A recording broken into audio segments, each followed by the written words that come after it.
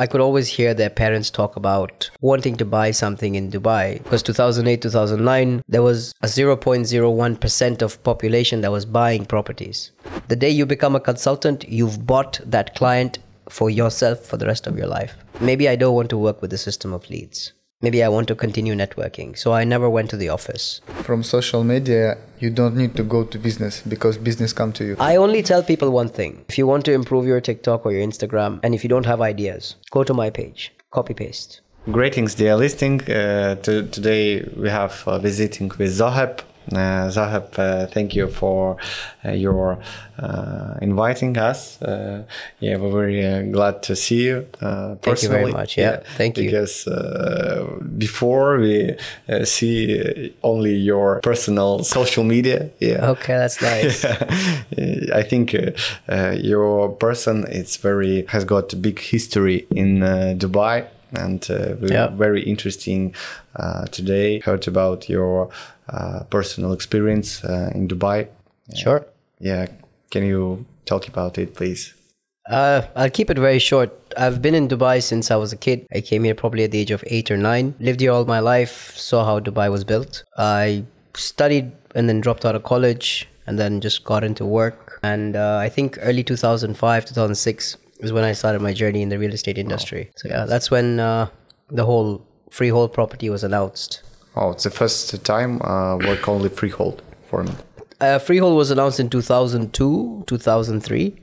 And then I tried my luck at it around 2005, 2006, and then stuck in ever since. Yeah, it's amazing time. It's more than 18 years ago. 15, 18 years, yeah. I think it's Dubai, it's very different between right now. Yeah, if we see your first 1 or 3 years, can you talk about your first emotion after you change your country? Well, when I changed my country, I was too young to have any emotions. Yeah. But it was interesting. I mean, Dubai has always been good. People have been always kind, made good friends, built up myself, and then tried my luck in the real estate market back in 2005 when I used to hang around with a few friends around my age, 20, 21, 22. Mm-hmm. And I could always hear their parents talk about wanting to buy something in Dubai because the freehold was announced at that time. And I just requested one of the fathers of one of my friends that, hey, do you mind if I try and get you this instead of somebody else? And he said, yeah, sure. You know, you're my son's good friend. Go for it. This is what I need. Here's the check. Go get it sorted out. Obviously, the first one wasn't easy. There was a lot of struggle involved. But I actually managed to get that deal sorted out for the client. Mm-hmm. And ever since, never looked back. Oh, cool. Yeah.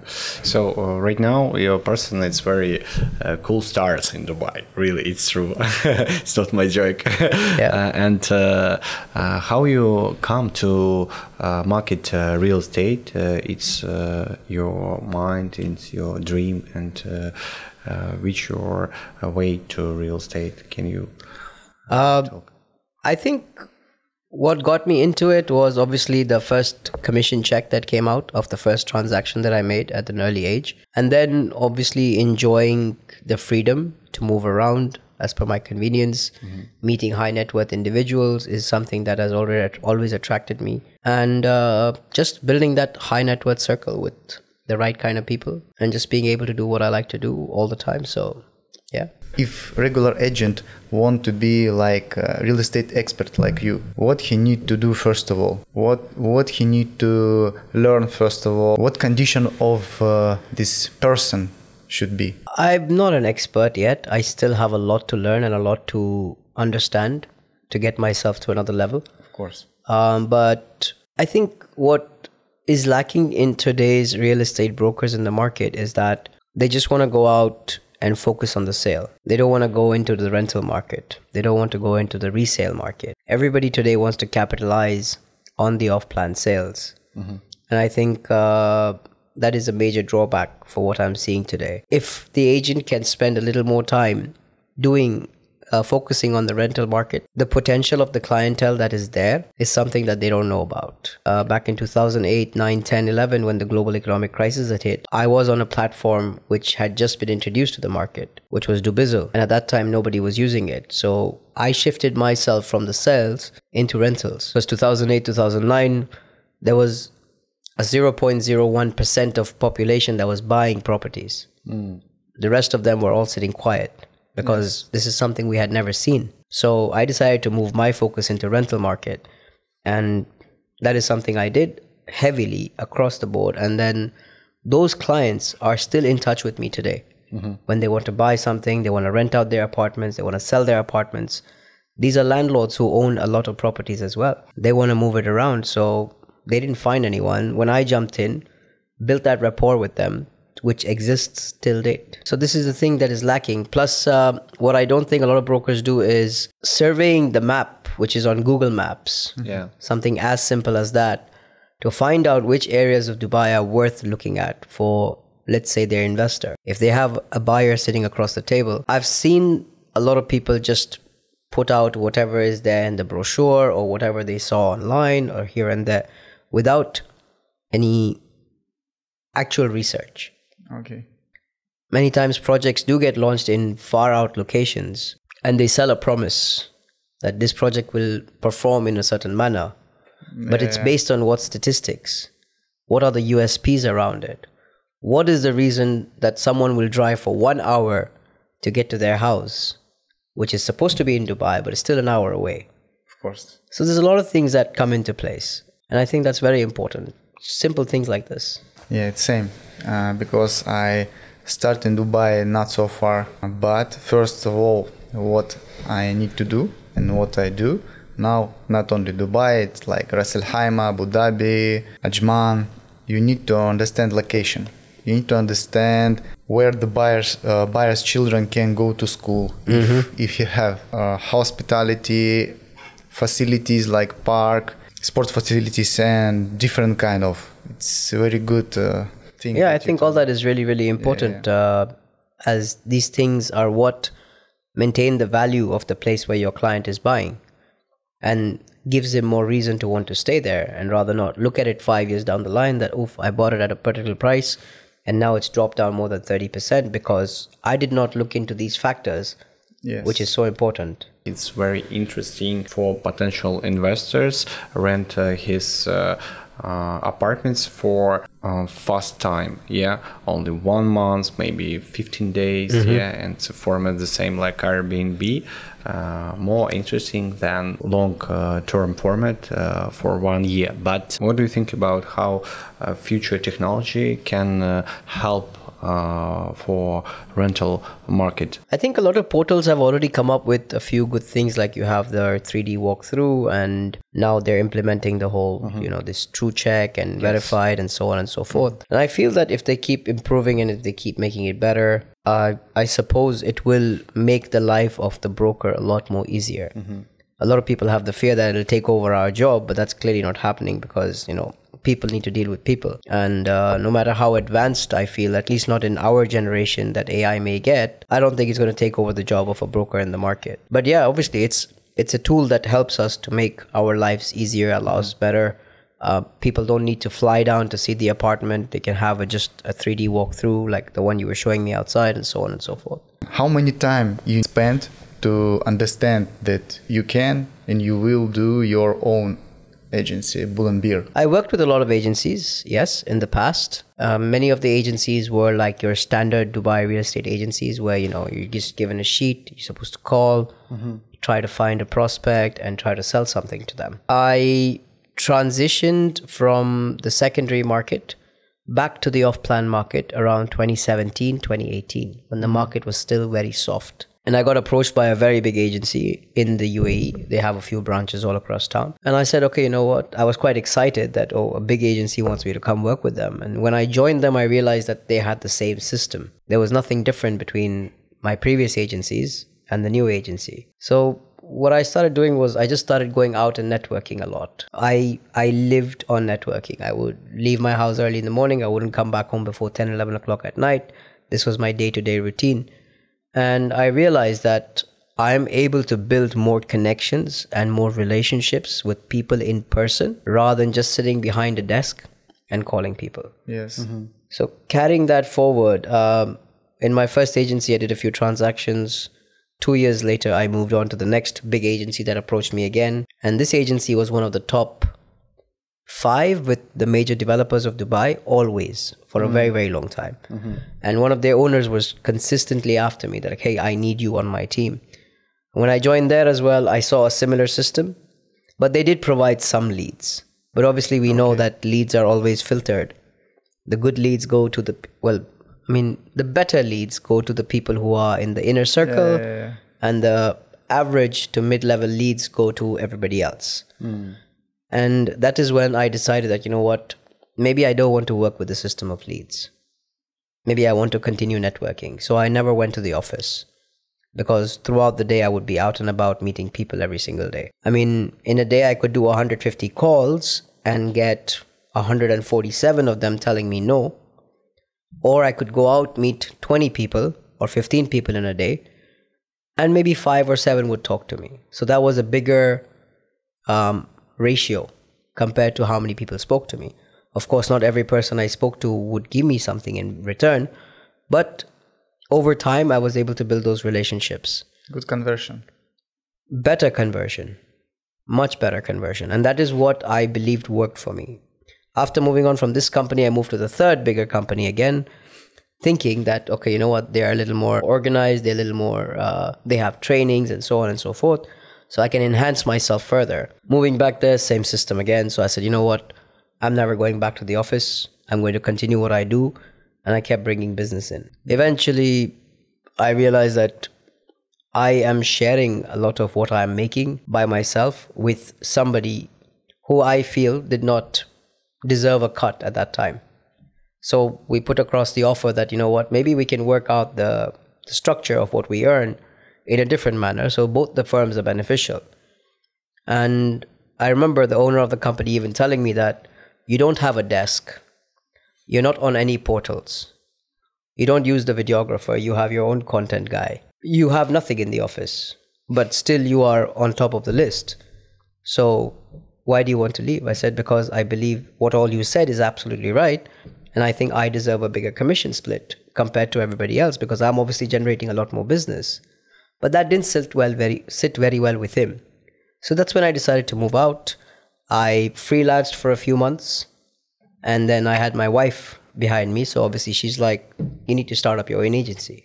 A lot of people start their own agency thinking that you will make a lot more money, but it's the other way around. Of course. The brokers are making a lot more money than the agency owners are. Yeah. But yeah, so this was my little bit of a journey of how I reached here today. Yeah, I think it's nice. It's really interesting.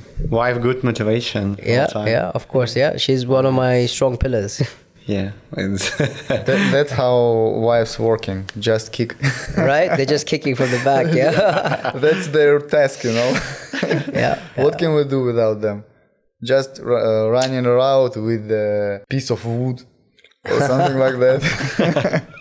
Right now in Dubai, very popular format make advertising and using web portals, the same like Bayut, the same like Property Finder, yeah. And today we have a meeting with Property Finder, and his manager say about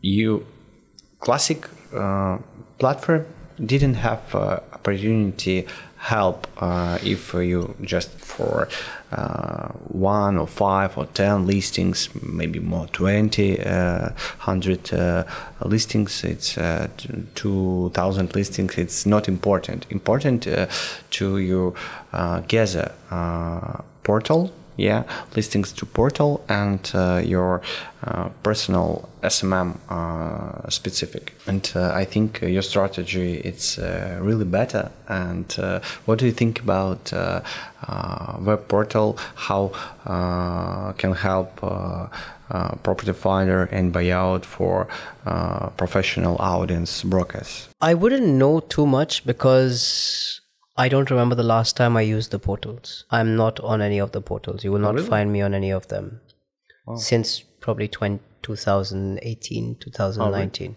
So whatever I've been doing is through my network and through my social media mainly.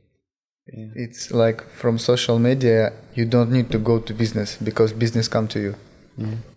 You know the trick, yeah. That's how it's worked. That's why you know the trick, man. It's not tricky. It's like I think you're doing it already, right?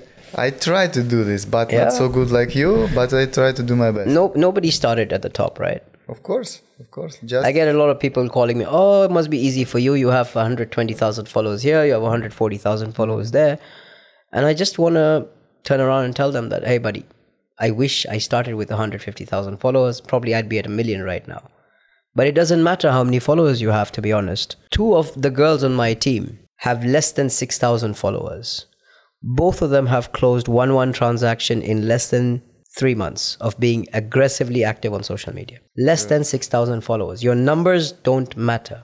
A lot of people don't understand that. The number of followers you have, it does not matter. Because the right people who get attracted to what you're putting out are always watching. And when they're watching, they're trying to find the right connect time to give you a call and say, hey, I like what you showcased. I want to go see it. Maybe they don't even want to message you for that particular product that you're showcasing.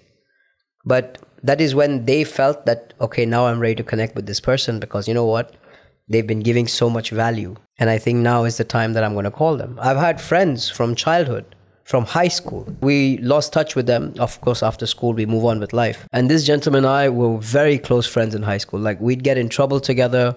We'd be sent to the principal's office together. We'd be sent home together because we used to create so much of a ruckus in school. And then he was buying properties already with other people. And he kept watching my videos for 6 months. Every 1 month, every second month, he'd message me, hey, what's this apartment? I'd say, this is over here. This is priced at 8 million for a 2-bedroom. He'd say, oh, too expensive. That's it. That was the end of the conversation. I would leave it. Same thing happened second month. This one, oh, Dorchester, 25 million. Oh, too expensive. I said, fine, leave it. Third month, he'd be like, I want to meet you. I want to have a chit chat. We haven't met in so many years. I said, okay, fine. This was after 6 months of every 2 months saying hi, hello. We met 6 months later. He comes to my house at 11:30 at night to pick me up. Comes in a simple Land Cruiser. And I know how wealthy this guy is. Like, he has generational wealth. He's that rich. And we go out for a coffee and he's like, listen, can you show me something? I want to buy 1 townhouse. We go around, chit-chat for 3-4 hours. We were connecting back in the days, everything. Came back to my house. He's like, I think I'll buy 10. 10 townhouses. Wow. Because of that connect that we were able to build in those 4 hours. And that's when I told him, no, we'll buy 5. The next 5, we'll find something else. What I did was I tried to guide him into doing diversification of his money. Yeah. Just because something is good doesn't mean I need to go all in and park all my eggs in one basket. And that is what he liked about what I did that day. Otherwise, I know any other individual in my position would have taken that check for 10 units and walked out like the star of the show, right? It's it's short-term relationships. It's a bad idea in our business. All what we have, it's long-term relationships, recommendation, and trust from our clients. Till date, he has bought product with me worth over 35 million just from that one day meeting. I think it's different strategy. It's not classic real estate service. It's the same like maybe family offices. Yeah. I think it's like you have 2 types of brokers. One is a broker, one's a consultant. You can choose what you want to be. What you like? You tell me, what am I doing? What's the difference between broker and consultant? A broker is someone who connects 2 dots by being the line that, hey, you want to go from here to here, I'll take you there. You want to buy this, I will get it for you. You like this product, I'll give it to you. A consultant would sometimes agree, sometimes disagree with what the buyer wants to buy. And I think this is what is very important in our field. The day you become a consultant, you've bought that client for yourself for the rest of your life. Yes, that's how it's works. I see it. I have multiple instances with every single client that I work. There'll be times where I will tell them, no, don't sell it now, because I see their scope. These guys, they don't buy 1 unit with me. There are some young couples who are investors with me. They've bought 6-7 houses over the past 3 years Because there have been times that I've told them, no, don't sell this. I see this is going up in price. I think we can hold on for a little bit more. Of course, the final decision is theirs, but I put it on the table. This is what helps me keep them with me forever. And that's the consultant. Can you give us your 3 main advice for new brokers who want to become a consultant? I have probably just one advice. If you keep your client's interest as your main interest, that's more than enough. Whatever, just because the client wants something, don't just give it to him. If you think that there is no value in a particular product that he wants to buy, and you don't think that he's going to gain anything, recommend him not to buy it. But I can also understand it's very difficult for a lot of brokers because they're obviously trying to climb the ladder fast. I agree with you. It seems like you should give your clients only this type of property that you can buy yourself, like that you want to buy yourself. If you agree with that, you can recommend it. If not, then not. Yeah, what you said is exactly right. Either something that you want to buy or you want to sell to your mom. Yes, right? Yes, that's it. Yes. I will save it in my memory, It's very good. Yeah, I think that's very important. What do you think about mortgage and how fast growing rate in the mortgage format? Because right now it's maybe average rate for mortgage 4%. Yeah, I think 4.9 or around 5%. Yeah.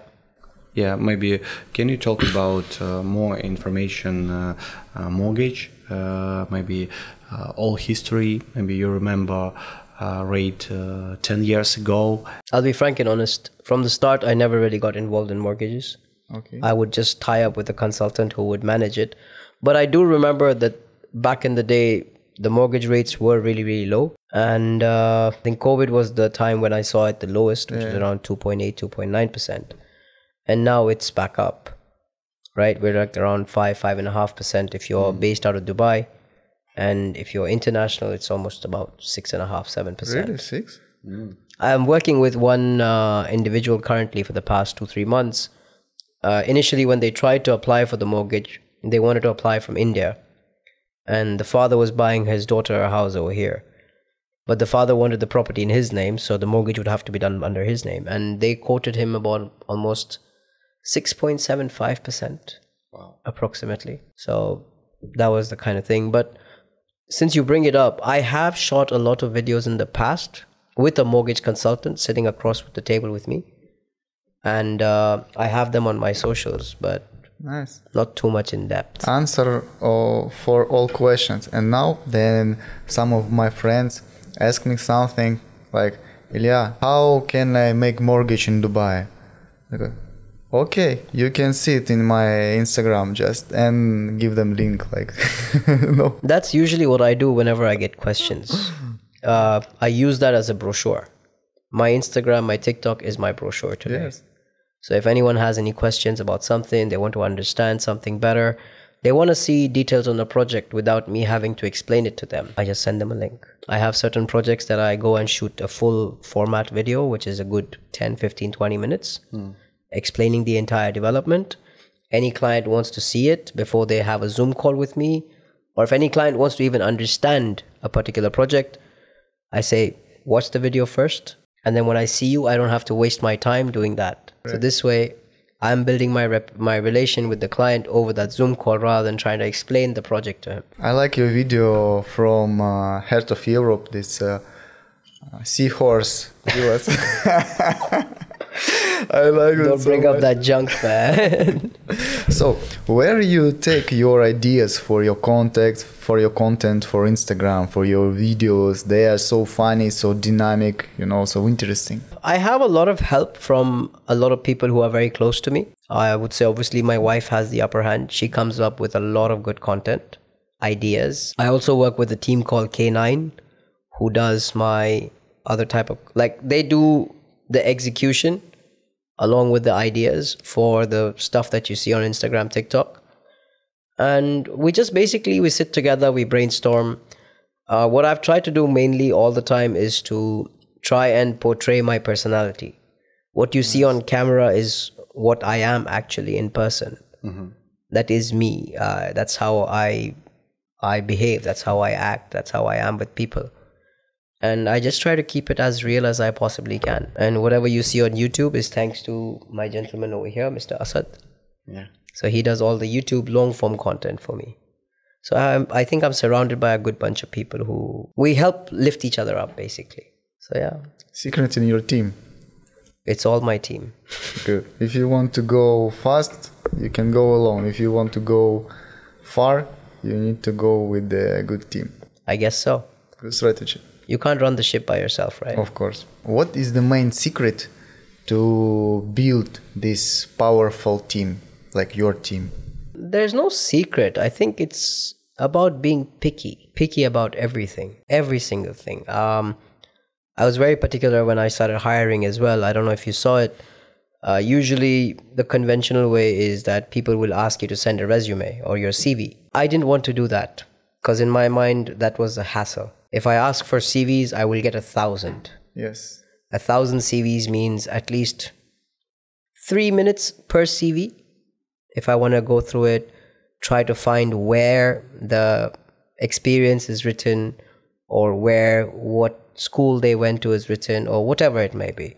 Because no CV is standard. Every CV has a different style and format. Yes. So I thought instead of wasting that many hours going through 1,000 CVs, I'm just going to put it out in a video that, hey, if you would like to come work with me, send me a 1-minute video.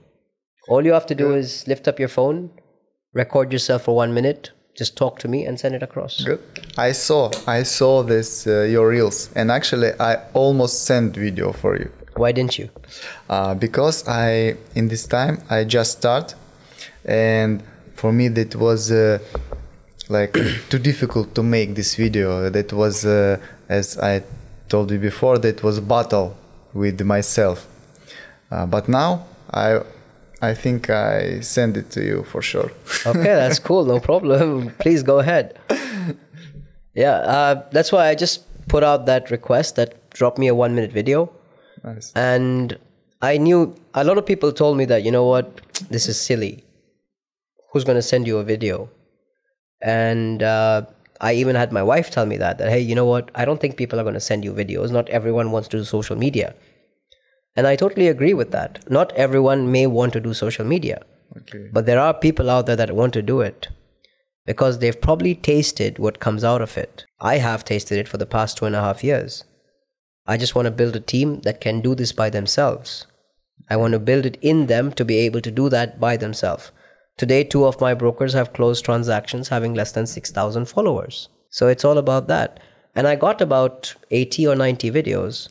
And I spent a minute watching each video, right? 90. 90. 90. Oh. So I must have spent almost maybe 2 hours, 3 hours maximum watching those videos. And whoever I liked, I invited them over. Yes. It actually video, it's almost interview. It is. Yes, it's almost interview because then you call with someone, then you speak on the phone with someone, it's different. Then you read CV, it's different. But then you see someone, you understand, do you want to work with them or not? Like 5 seconds, I think. 5 seconds and it's enough for you to understand. Plus also understand a CV can be anything you want it to be. Of course. I can write, I'm a doctor, I'm a Formula 1 car race driver, I am a scuba diver, I'm a skydiver, whatever. But you're going to be like, wow, this is impressive. Let me call him. And then you know what? Who walks in? Zoheb walks in. He's none of that. But in the video, I get to know the person's personality. I get to know how they speak. What is their intention? What is their motives? Everything. So I didn't have to go through the trouble of 3 pages, 1,000 CVs, dump 80% of them, keep 20%, then call them for an interview, this, that. Yeah. Simple. They already have my number. They send it to me on WhatsApp. I watch the video. I like it. I'm like, bro, when can you come for an interview? That's it. So I believe I saved myself a lot of time. Mm-hmm. Yes, good tactic actually. I don't think that someone do like this. Try to save his time. I think it's important to save time, right? Otherwise, we're stuck in the office till 10 o'clock at night. Of course. I think it's like new era in interviews. You made it. I think Emirates Airlines already does this, or some other airlines already does this. I've heard that from someone. But I don't hear that in real estate. For sure, I don't hear in real about estate. I don't think that exists, and I think I could also capitalize because I have a good following, and I have a good reach on my socials. So.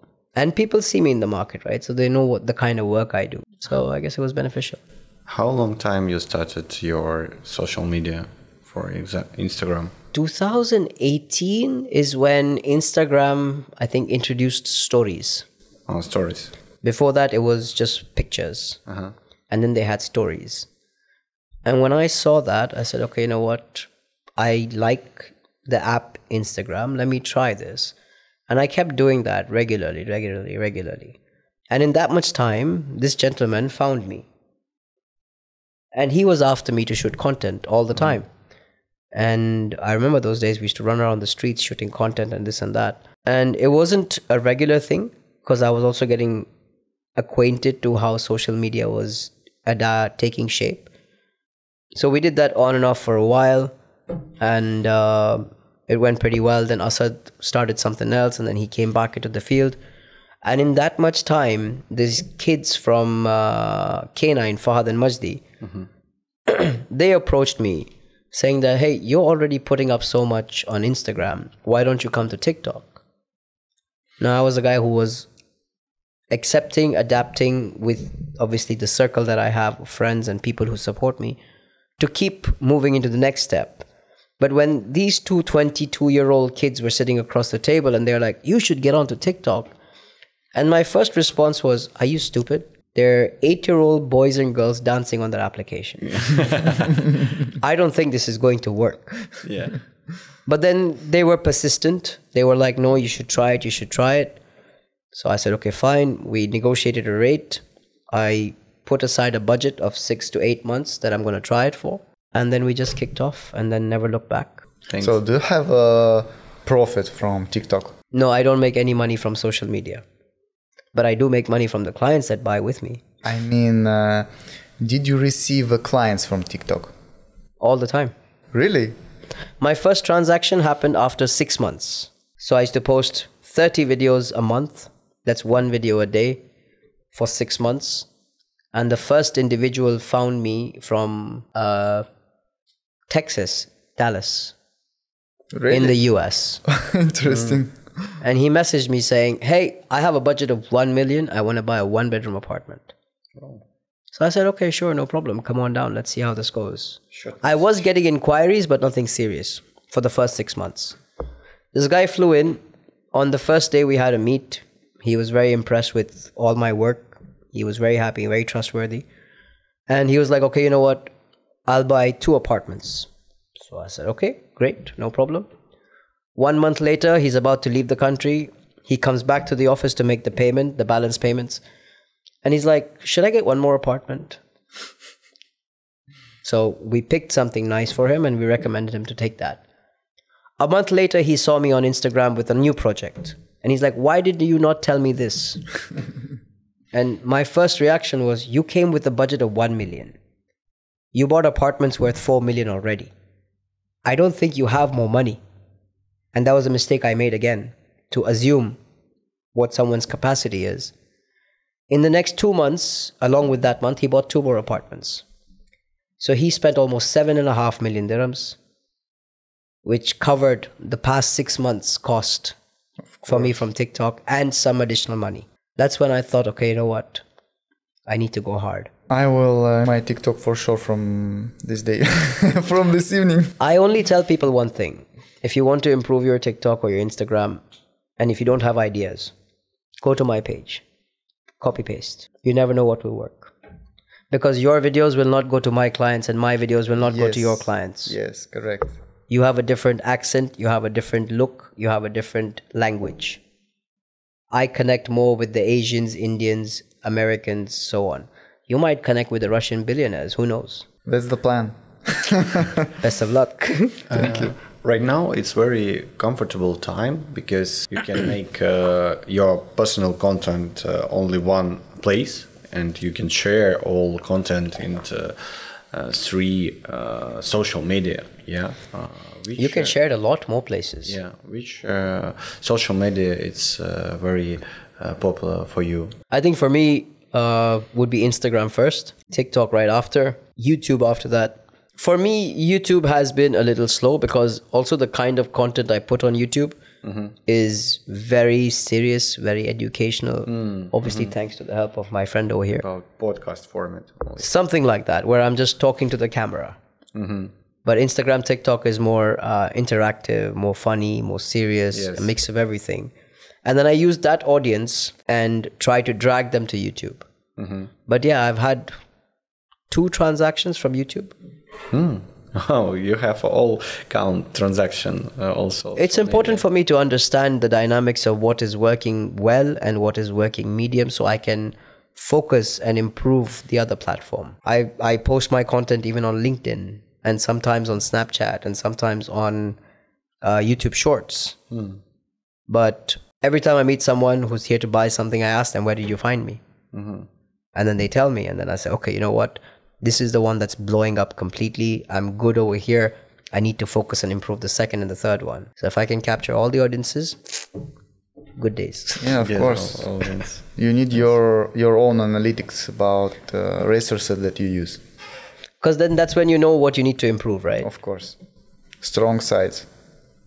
Zoheb, I have a very often question. What do you think about security in Dubai? Yeah, and then about security by new property. Security in Dubai, what do you mean? Like just general security in Dubai? Yeah, general security in Dubai.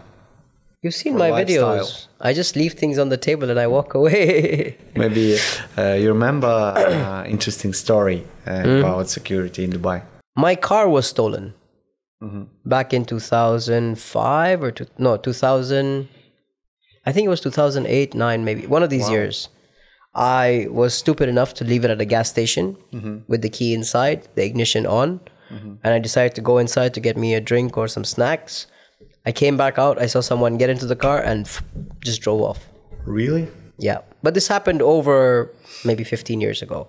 Wow. And they were looking for the car for almost 2 weeks. And they managed to find it. Wow. It wasn't in the same condition it left, but it was still running. It was damaged from here and there because the guy was driving in such a certain manner, but they got the car back. They put him in jail for a while. Obviously, insurance covered everything and the car was back to normal. Wow.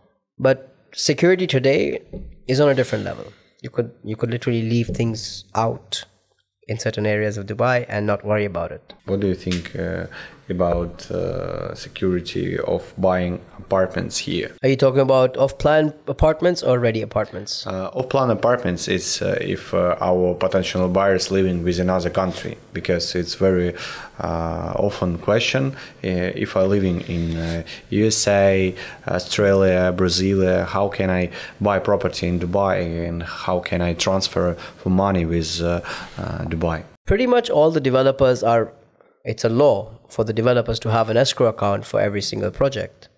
If they're buying something from the developer. Security-wise, your money is secure, for sure.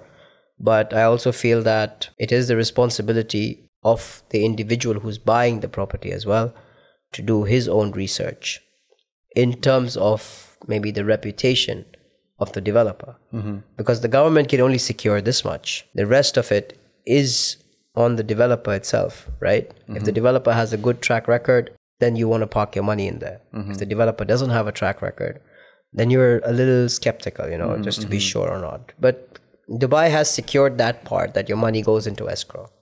Many times projects do get launched without having an escrow, but then eventually they start the escrow.